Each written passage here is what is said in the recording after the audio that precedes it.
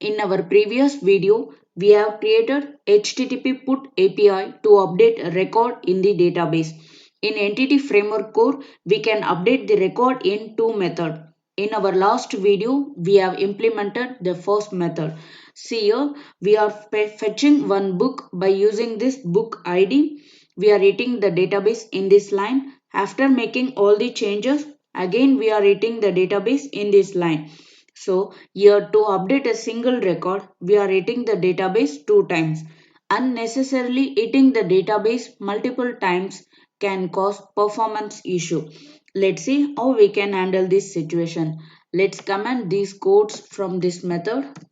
This time I will use this code that we used to add a new record in the database. Then paste it here.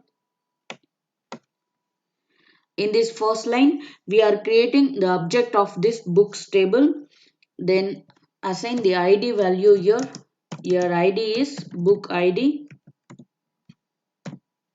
Then replace this add with update.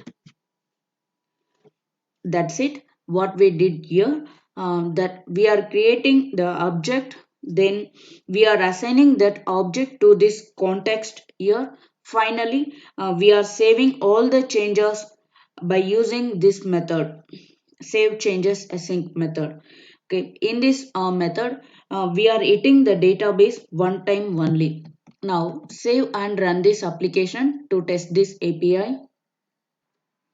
The application is running. Go to Postman, and before that, let's say in SQL Server, execute this SQL query. See here, we have 5 records in the books table. I want to update this 5th record. Okay, now go to Postman. Here already we are in put method. This exact URL we have to use now.